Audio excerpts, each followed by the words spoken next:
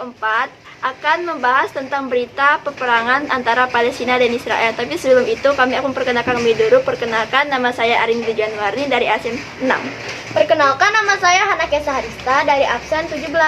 Perkenalkan, nama saya Sira Mariela dari absen 28. Perkenalkan, nama saya Kristina Sira Situmorang dari absen 19. Perkenalkan, nama saya Nara Zulfaisari dari absen 22. Perkenalkan, nama saya Rachel Sofia Sidaputar, absen 25. Oke, bye-bye semuanya. Bye.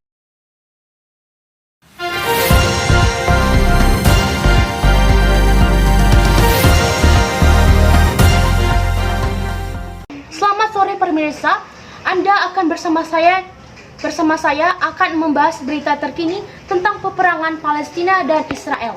Israel telah menyerang beberapa rumah sakit di Palestina yang sudah jelas dilarang secara internasional oleh PBB bahwa rumah sakit adalah tempat yang dilarang untuk diserang saat perang. Mereka juga memperlakukan para sandera seperti binatang, sangat berbeda dengan perlakuan Hamas terhadap sandera Israel yang justru mereka diberi makanan, tempat tinggal, dan kenyamanan. Para wanita diperlakukan seperti binatang oleh tentara Israel. Mereka diseret dengan cara diikat tangannya. Mereka juga memperlakukan anak-anak secara kasar dan tidak wajar. Israel kembali melakukan serangan ofensif sesaat setelah gencatan senjata antara Israel dan Palestina. Berakhir hal itu dilakukan Israel dengan tuduhan pihak Hamas tidak menepati janji saat diberlakukannya gencatan senjata. Perdana Menteri Israel Benjamin Netanyahu menyatakan Hamas belum membebaskan seluruh perempuan yang mereka tawan. Pihak Hamas sendiri belum memberikan reaksi atas tuduhan yang disampaikan pemerintahan Israel. Juga diduga menggunakan bom fosfor putih dalam serangannya ke jalur Gaza. Seperti yang kalian ketahui, penggunaan jenis fosfor dilarang secara internasional. Kementerian Luar Negeri Palestina melalui akun Twitter resminya menyebut militer Israel telah menggunakan bom fosfor putih yang beracun dalam serangannya terhadap warga Palestina. Di daerah padat penduduk di wilayah keragaman bagian utara kota Gaza Utara, pihak militer Israel belum menanggapi tuduhan penggunaan bom fosfor putih yang dilancarkan. Seperti yang kalian diketahui, kelompok hak asasi manusia Human Rights Watch pernah membuat laporan tentang penggunaan fosfor putih oleh Israel saat melancarkan serangan udara ke jalur Gaza.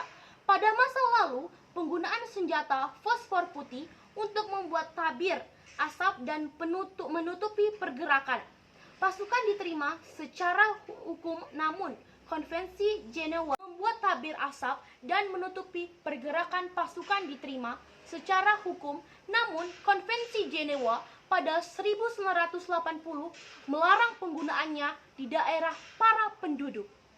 Sekian pernyataan berita tentang peperangan antara Israel dan Palestina dari saya. Akan dilanjuti oleh pertanyaan dari netizen yang kepo-kepo nih. Apa yang terjadi di Palestina? Israel melakukan genosida terhadap Palestina dan membunuh banyak warga sipil termasuk wanita dan anak-anak. Yang disebut sebagai genosida itu terjadi? Hal ini terjadi di kota Palestina. Ada banyak bagian tanah Palestina yang sekarang dimiliki Israel. Namun secara teoritis, wilayah Palestina mencakup tepi barat yang berada di antara Israel dan Yordania. Kemudian jalur Gaza yang berbatasan dengan Israel dan Mesir. Kapan sih peperangan Israel dan Palestina dimulai? Konflik ini dimulai tanggal 2 November 1917. Hak-hak rakyat Palestina dan mendukung perdamaian sesuai prinsip pemerintahan Islami. Bagaimana sih peran Indonesia dalam menyelesaikan konflik di Palestina?